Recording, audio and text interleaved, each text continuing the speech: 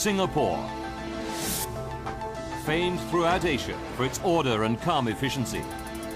Then, suddenly, one Saturday morning, disaster stops the entire country in its tracks. A 6-story hotel crashes to the ground in under 60 seconds. 33 people die, and 17 more are buried alive, trapped beneath thousands of tons of steel, glass, and concrete. It's the worst collapse in the country's history, and it leaves investigators baffled.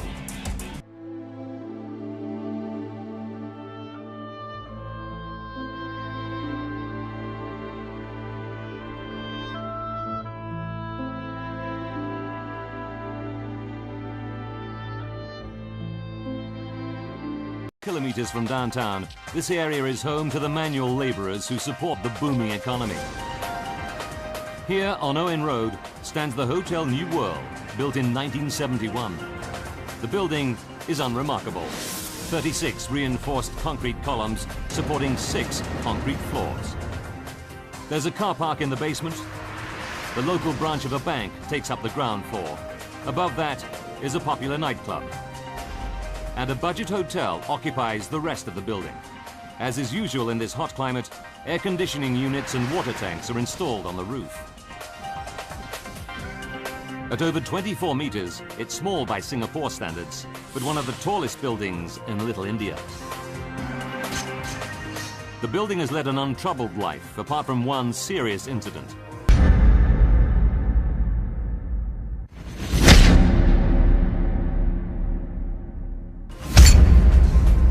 In 1975, when a gas leak poisoned 35 people. Everybody made a full recovery, and the building was given a clean bill of health.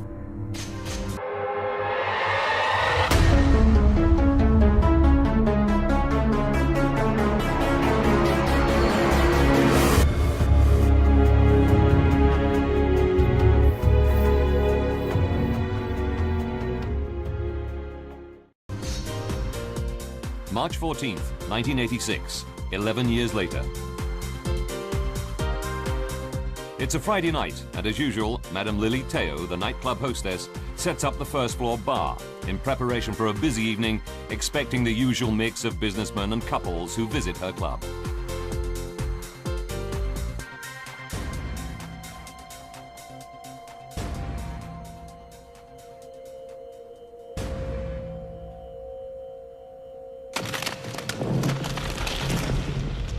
She's startled to see that a column on the dance floor has cracked. The time is 7 p.m. She decides to inform the building's owner.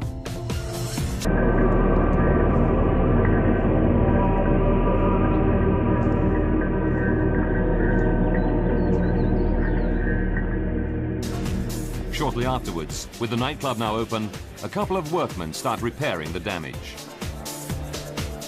No one pays much attention to them. By 9:15 p.m., the club is in full swing.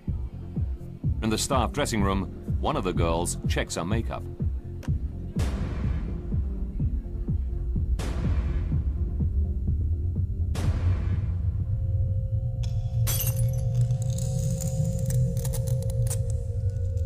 In Singapore, like most countries around the world, a broken mirror is a symbol of bad luck.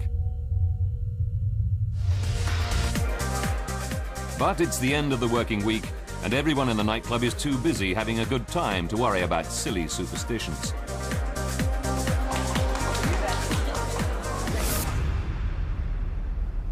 The next morning, Saturday, March 15th,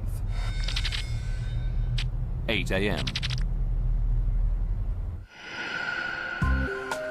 Cheong Cheng Guan, assistant manager of the ground floor bank, walks through the park with his childhood sweetheart.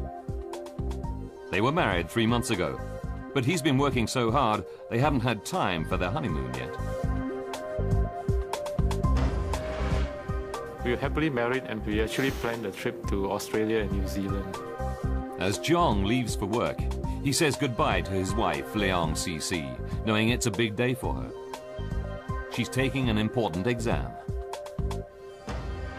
I was having my final exam for a diploma. Chong and I had planned to meet in the afternoon. As it's a Saturday, the bank will close at lunchtime, and the couple are planning on spending the rest of the day walking hand in hand through Singapore's busy streets. I was looking forward to Saturday afternoon after work, and then usually we will go out. 17 people work in the bank. It's a close, friendly team. As is common in Singapore, they take great pride in providing their customers with efficient service. 21-year-old Christina Fuhr has been working at the bank for just 3 months. This is my first job in the bank, and I enjoy it very much. Christina has never been up to the nightclub on the floor above, but she's sitting almost directly below the column on the dance floor that cracked the night before.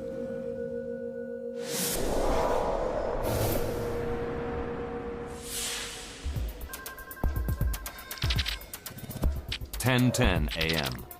A customer comes into the bank. She's out of breath, saying there's a problem in the basement car park. Debris is falling down. The customer told us that the bank is going to collapse. Cheong stays in the bank whilst Christina and a colleague rush down to the basement to investigate.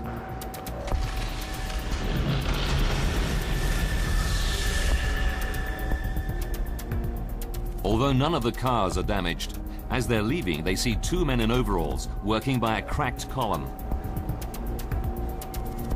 There's debris on the floor, but the workmen say everything is fine. Reassured that it's nothing serious, they go back to work in the ground floor bank.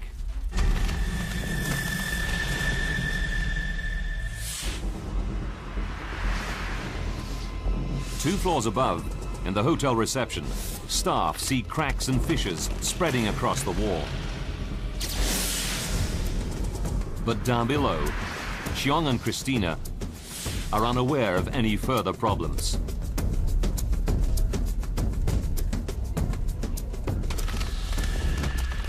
Throughout the building, vital supporting walls and pillars are starting to fracture. The Hotel New World is on the brink of collapse. Something extraordinary is happening within an unremarkable building in Singapore's Little India. Cracks are spreading throughout the walls and supporting columns. But in the bank on the ground floor, Assistant Manager Cheong is oblivious. He's wondering how his wife Cece has done in her exam. I wanted to see how she fared during the exam. It's 11:22 a.m. Further back, Christina is finishing off the week's work when she's startled by a sound. It's falling debris. I actually did not know what's happening. And now she starts to feel vibrations all around her. We can feel the floor is shaking. 11:26 a.m. Now the whole building is starting to shake uncontrollably. Pillars are cracking. Walls are giving way.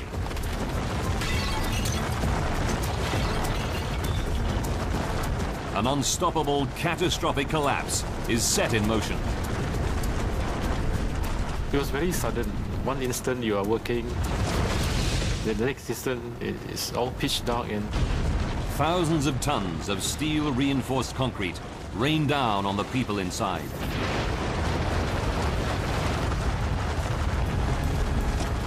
In one terrifying minute, the Hotel New World suffers total structural failure.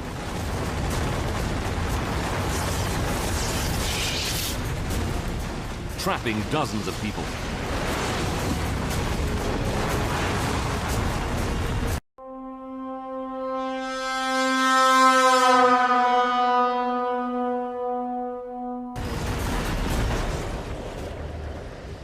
What was once a local landmark and a place of work is now just a huge mound of rubble, surrounded by an enormous cloud of dust, visible for kilometers around.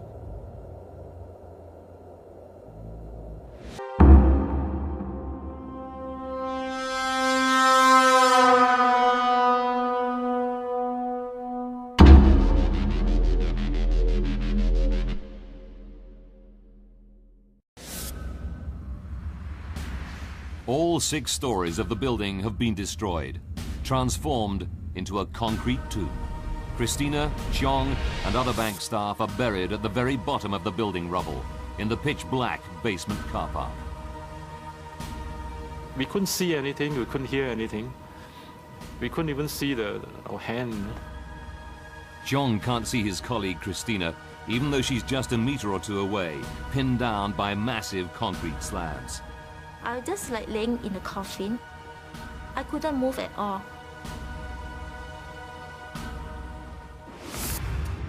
Back on the surface, it's a scene of total devastation. News crews film local people frantically clambering onto the wreckage. They furiously manhandle rubble, desperately searching for any survivors.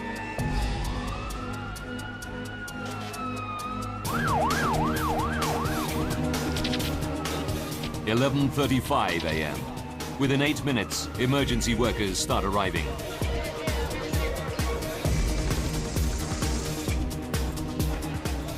Singapore's top military medic, Dr. Lim Meng Kin, rushes to help. He's stunned by the scale of this unprecedented catastrophe. This is the biggest disaster since World War II. The terrible news is spreading to grief-stricken relatives who mingle amongst the crowds of stunned onlookers. It's a scene of total bewilderment and rising dread.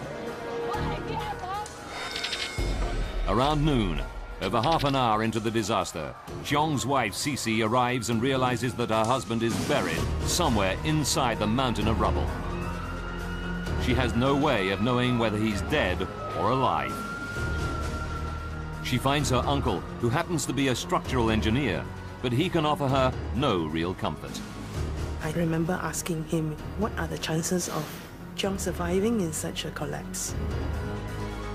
He told me we should just hope for the best. About 10 meters from Cici, below the rubble, her husband Cheong is fighting off the panic. But all around, other survivors, like his colleague Christina, are aware of mounting hysteria. I can hear a lot of people crying. They was asking for help. Some of them was screaming, and some of them was crying in pain. Some of the survivors are badly injured, but Assistant Manager Cheong is determined to keep everyone calm. I thought it's a matter of time. People will come to rescue us, you see.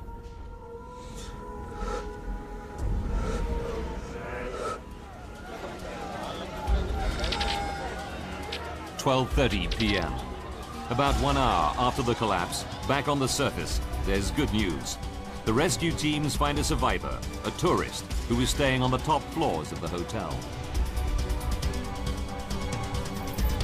Shortly afterwards, they haul a second survivor, a local shopkeeper, from the hotel debris.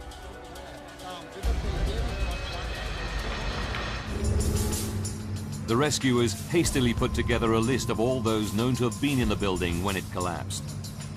They can account for everyone known to have been in the hotel on the top 4 floors. 17 are dead, and 11 have been rescued alive. The nightclub on the floor below was empty. But the ground floor bank is a different matter. Their list reveals that up to 20 people, including Cheong and Christina, were working there when the building collapsed and will be buried at the very bottom of the rubble.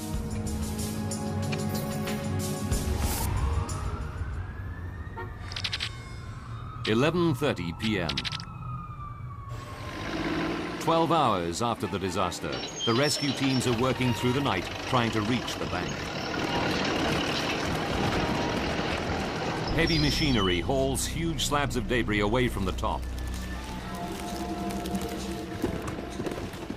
But the rubble is very unstable and shifts dangerously.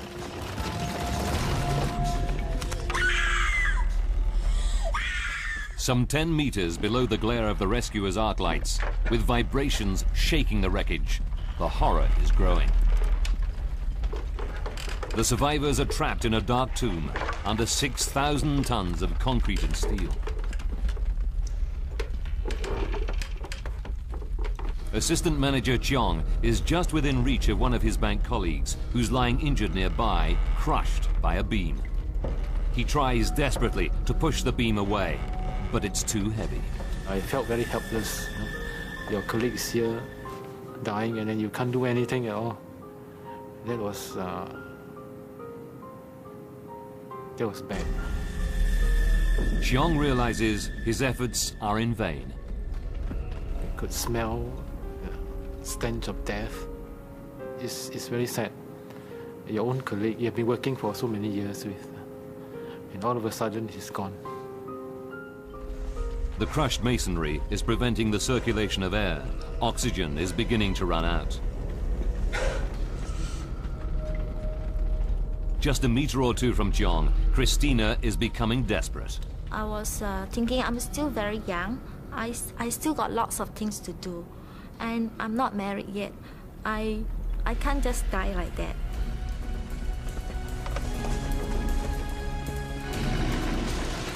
Back on the surface, the rescuers still have 10 meters of rubble to dig through. At this rate, it'll take days to reach Cheong and Christina. With the oxygen getting thinner, this is time they just don't have.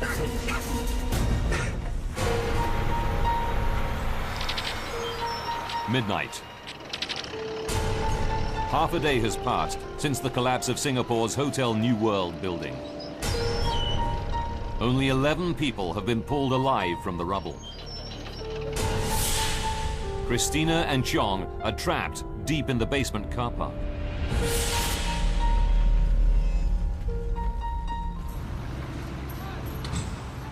A team of Irish engineers working on the nearby subway construction is watching the rescue work.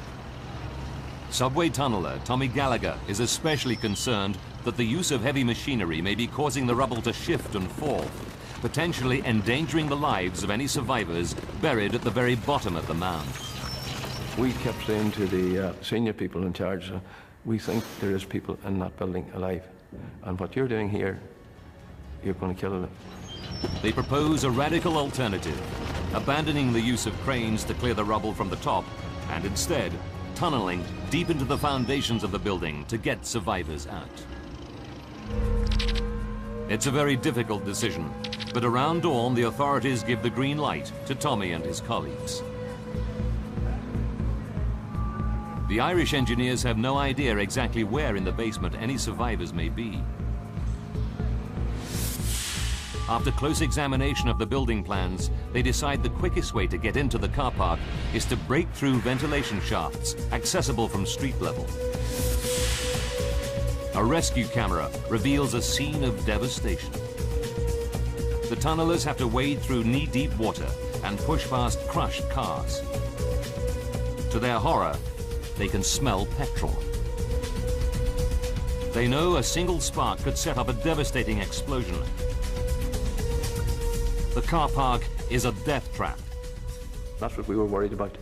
Any spark of a machinery would... The subway engineers have an agonizing wait whilst the water and petrol are pumped out.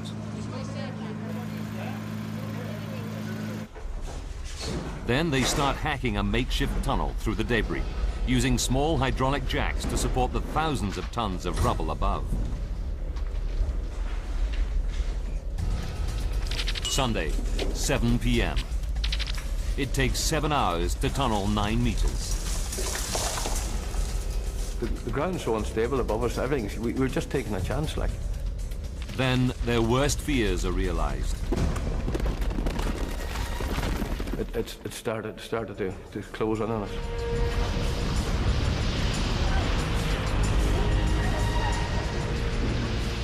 The tunnel caves in. Tommy and his mates scramble out moments before the roof collapses.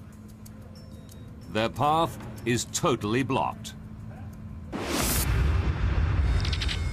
Sunday, 7:30 p.m.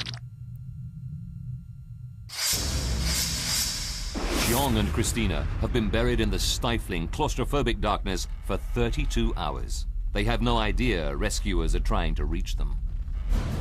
Undeterred by the cave-in, the Irish engineers start digging more tunnels in the dangerous building rubble, willingly risking their lives.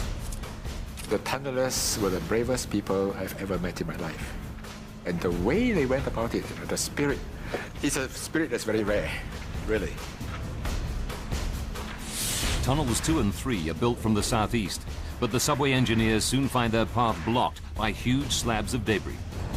With Tunnel 1 still too dangerous after the cave-in, a fourth tunnel is dug northwards. It takes all night, but Tommy and his mates crawl under crushed cars and dig all the way around the exterior basement wall. We worked round the clock. We never went to bed. Monday, 7 a.m. Chiong and Christina have been trapped in the rubble for almost 2 days. They're losing track of time. We don't even know how many days we was trapped inside. I was just trying to keep alive because I have a lot of things to live for. Then, Chiong hears a noise. We could hear rumbling sounds, from the distance. Hoping that it's a rescue team, the bankers start tapping frantically on the beams that are trapping them.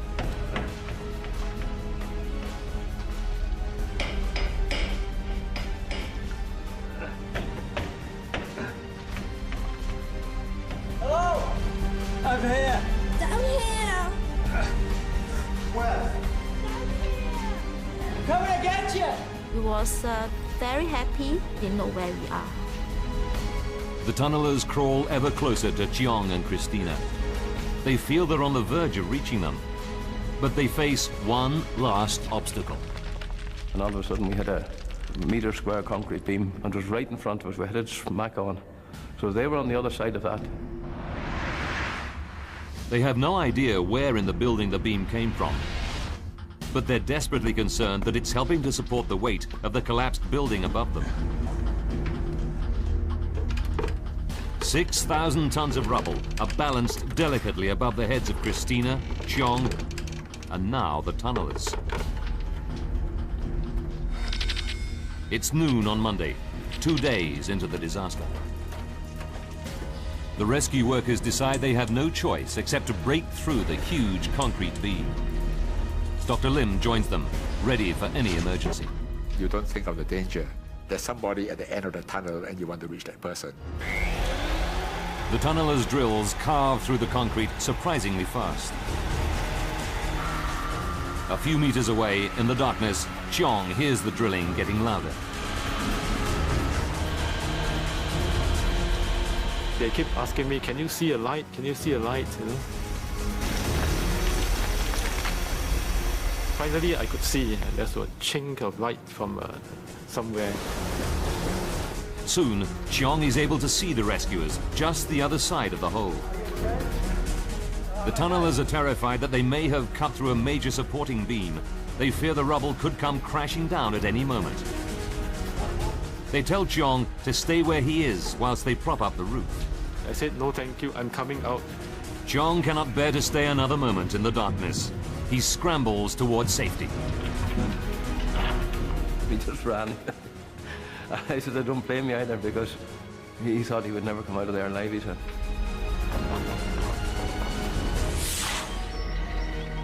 After 2 days, buried alive, Chiong is able to walk out into the daylight with just a few scratches. That was really a miracle. Christina is buried deeper in the rubble. It takes another 7 hours to rescue her.